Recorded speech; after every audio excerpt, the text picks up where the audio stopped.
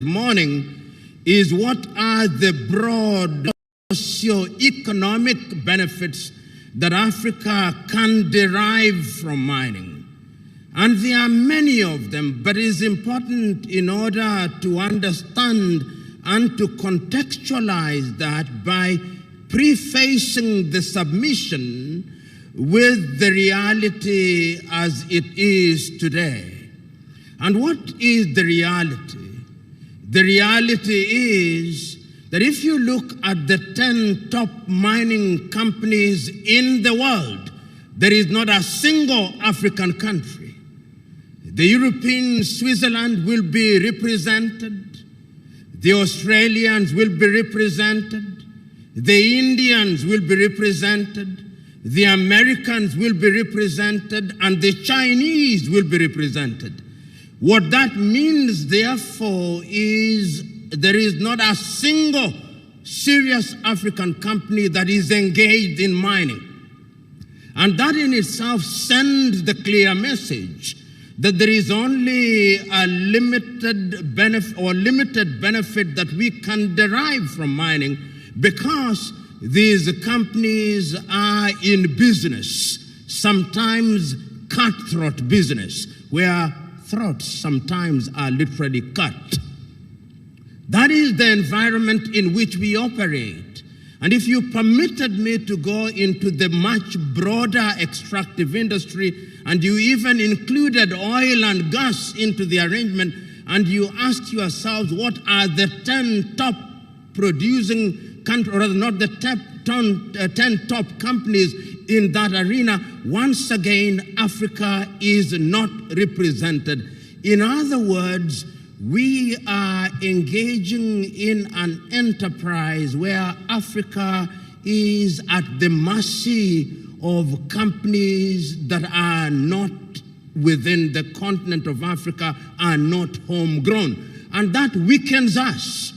And that has been the reality, ladies and gentlemen, in the last 50 years since many African countries regained their independence. And that answers the paradox that why is it that African countries have all these minerals and yet, ironically, they are some of the poorest countries in the world? How, for example, if you permit me, that the Democratic Republic of Congo, through research, is said perhaps one of the richest resource countries on earth, conservatively estimated by some at 34 trillion United States dollars, and yet, ironically, it is one of the poorest countries in the world. Meanwhile, mining has been going on in the Democratic Republic of Congo. Rare earth, diamonds, gold. How is it that in Niger and in the Sahelian region, Burkina Faso, we are producing uranium, and yet the GDPs of those countries and the per capita incomes are at the very lowest?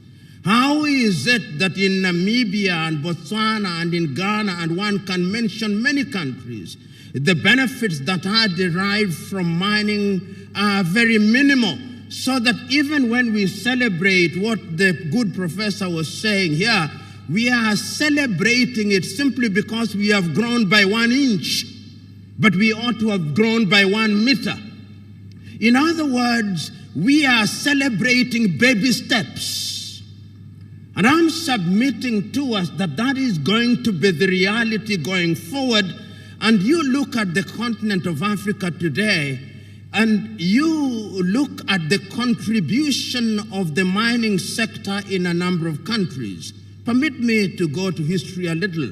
We remember in the early days, in the 1960s, Zambia was famous for her copper. And we knew that copper was the mainstay of the Zambian economy. As a young student, I was aware of Mwadui near Shinyanga and the diamonds that were derived from there. I was aware of the gold that came from the Ashanti area in Ghana. I was aware of the diamonds that came from Sierra Leone I was aware of the gold and the diamond and indeed the uranium that came from South Africa. I was aware of the diamond that came from Botswana and in Namibia. I was aware of the uranium that came from Niger and in Nouakchott, next to Nouakchott in Mauritania. But 50 years down the line, the companies that are involved in this mining in Europe and America and in Australia and lately in China have become multi-billion companies, and yet Africa remains at the foot of human gain in this area. These are the realities. The Tanzanians will remember not so long ago a company called Acacia. Thank God it is out. And what it did in this country for over 20 years. You'll remember that Acacia was omnipresent, and I'm using the word omnipresent very guardedly as a term of art to describe her presence in Africa and her exploits in Africa and how it derived that. Many of you will remember companies such as Rio Tinto, which were active in Mozambique, Anglo-American, and many of them. You are in that industry and you know. The question is, has Africa benefited as it should have, economically and socially, because she has these minerals under her belly? Yes, it is true that the economy of Zambia was sustained by copper and that employment opportunities were provided. It is true that certain infrastructures were improved. It is true that quite a number of industries may have been aided through benefits derived from mining, whether it was in manufacturing. It is true that certain schools may have been built. Yet it is true that certain health facilities may have been built because of benefits derived from these. It is true that perhaps the quality of people's lives may have improved marginally because of the benefits derived from mining. But you will appreciate that these were in the very early days. And the question that one wants to ask, what did we get the wrong hand of the stick, or we got the right hand of the stick, if you allow me to twist that statement a little? Which then begs the question, which is what I've been asked to speak to for 15 minutes. It begs the question, when one looks at Africa today, what are the broad socio-economic benefits that can be derived from the mining sector? And permit me to exercise a little latitude to include the entire extractive sector and to look at oil also, because oil and gas. The truth be told, Africa has been shortchanged. And Africa will continue to be shortchanged, because if you look at the entire ecosystem in the mining arena, even when we talk about local legislation, you will discover that local legislation has a foreign flavor to it. Not that it should not, because even if Tanzania has our own laws and regulation, those laws must take on board the reality that if you mine gold and diamond or cobalt, you are going to trade in a global world. So there is a sense in which you cannot make law that is not sensitive to those realities. But there is also a reality that there is always the push, particularly by these companies which are external, which are designed to ensure that the investors always have the upper hand. Not to say that investors should not have their place, because they deploy a lot of resources.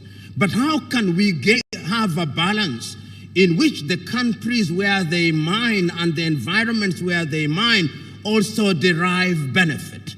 I'm suggesting to us that if Africa does not organize herself, she will always be shortchanged. How so? These multinational companies and their multinational countries have a lot of traction and have a lot of influence in their home governments, so that sometimes it's very difficult for countries to resist them. If you doubt, ask the Zimbabweans that you can be abandoned with your diamond, you can be abandoned with your cobalt, and your economy can be made to collapse if you operate as a single country, Zimbabwe. If you doubt, ask the Democratic Republic of Congo and the eastern part of it, how you can have a rare earth, which is the quintessential ingredient in all mobile telephones, and yet you derive no benefit from it. Ask Sierra Leone and Monrovia and Liberia how you can be hemmed in even with your minerals. I'm suggesting to us that indeed we can derive socio-economic benefit from the mining sector, but we will only do so if we are properly organized. And when I say organized, what do I mean? I mean, number one, that in the domestic arena, it is incumbent upon us to have pieces of legislation that are sensitive to the realities on the ground. We have already seen the statistics that have been displayed here on artisanal mining and the empowerment of your little miner, whether it is in Geita or Mirerani, and we have seen how that has helped improve the immediate lives, has improved the domestic environment in a manner that now informs the policy decision and direction of the Tanzanian government, which therefore tells us that if you are bold, then you can make changes which will inform and transform and revolutionize the benefits that are derived from mining. In the early days, you'll be victimized, and I am aware because I was keeping tabs on this. When Acacia was being asked to pay back tax by the Tanzanian government, the international community, not in their collectivity, but aspects of it, were telling Tanzania, you are now creating an environment that is hostile to investors. You are now creating an environment that does not allow investors to function. But it is still true that there is no gain without pain. History has demonstrated that not once, not twice, but times without number. But it is also incumbent upon Tanzania to know that you can only go so far in that direction. Going forward, there is wisdom and necessity to ensure that we now begin to negotiate and to deal with these companies from a regional perspective, so that if they run away from Tanzania, they do not find a different ecosystem in Kenya, which is different from Tanzania. They do not find a different ecosystem in Uganda or in Burundi or in Rwanda or in the Democratic Republic of Congo. The oxygen they breathe must be the same across the region. And I think that, in my view, is what the East African Parliament should be doing, so that when we are issuing our protocols, we have a protocol that deals with mining. And when we deal with mining in the Great Lakes region in that regard, then we are sure that we are telling them, this is what we are going to do when we talk about the social benefits that are going to be derived. When you are mining in a particular area in Geita, these are the things that we want you to do. We want to ensure that some of the profits are deployed to deal with health services. They are deployed to deal with education. They are deployed to deal with the environment, because environmental devastation comes with mining. They are deployed to ensure that we have opportunities. They are deployed to ensure that we have transfer of technology. Because for how long will Africa continue to be in diapers of technology as the rest of the world continues, so that in the next 10 years, when we talk about the leading mining companies in the world, we'll have at least 3 African mining companies which have now cut their teeth in the arena of technology. I believe that that is important. And when one talks about those regional approaches, one must now persuade SADC, and it is noted that Tanzania is a member of both the East African Community and SADC. You will know, for example, and there is a book that I've just cited written by Greg Mills and others, in which he gives the example of how the gold sector has suffered in South Africa, with the consequence that some of the big players like Anglo-American have migrated because there were certain stringent conditions that were introduced. Many of you will remember the debacle in Marikana mines in South Africa, and the continued, the resurgence of the artisanal miner, particularly in rare metals or precious metals such as gold, is very important when you are talking about alluvial gold and diamond and all these things. You want to strengthen the person in rural Africa. And when you strengthen that person in rural Africa, then the mining sector becomes realistic and true, so that he is not bombarded with GDP. GDP and per capita income means nothing if you don't have money in your pocket. I was listening to the director of the African Development Bank, Dr. Akinwumi Adesina of Nigeria, and he said something that I agree with, that nobody eats the GDP. It is not edible. GDP is not edible at all. What people eat is money in their pocket. And these are the socio-economic benefits that we want to have in Africa. And when one talks about money in people's pocket, it means that we now have the ability to have disposable income. And when we have disposable income, it means that we begin to save. And when we begin to save, then we are growing our banking sector. And when we are growing our banking sector, it means that our monetary sector is also improving. And it means, therefore, that we are reducing hunger. And when we improve our nutritional level, then you can see the domino effect, that infant mortality will go down, maternal mortality will go down, and you will find that life expectancy goes up, and you will discover that the burden on our health sector is also reduced. And in that regard, you can see a myriad of socio-economic benefits that will come into play.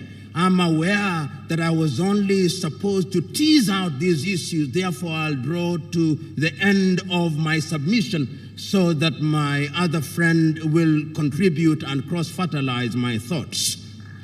And how do I conclude?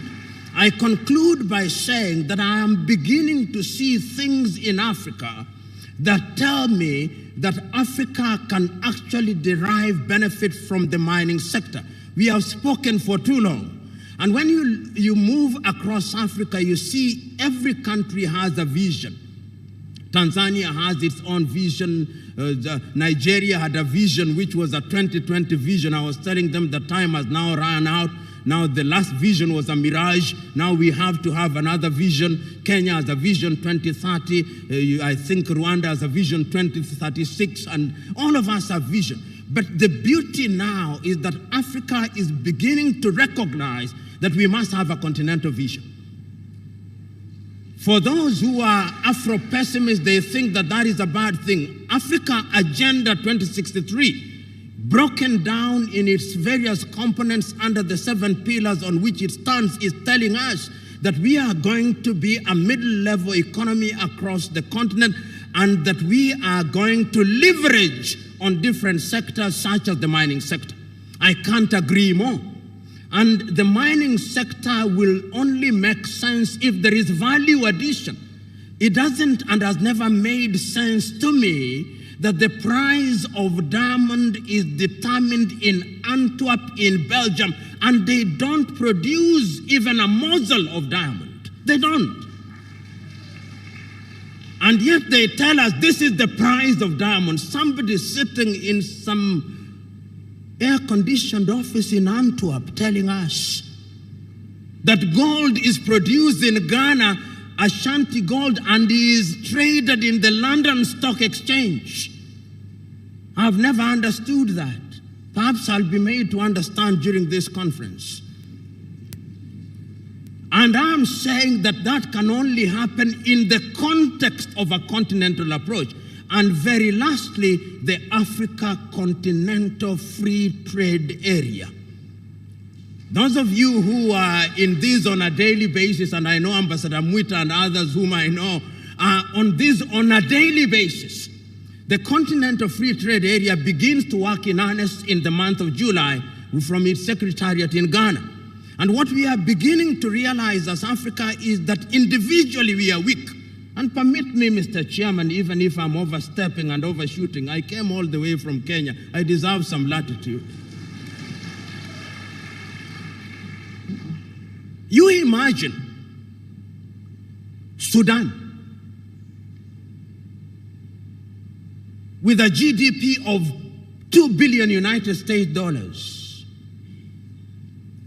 negotiating with Anglo-American whose annual turnover, and these are not exact, I'm just saying, of $50 billion United States dollars, negotiating with Sudan about a mine where they'll deploy $5 billion and derive possibly $12 billion in 20 years.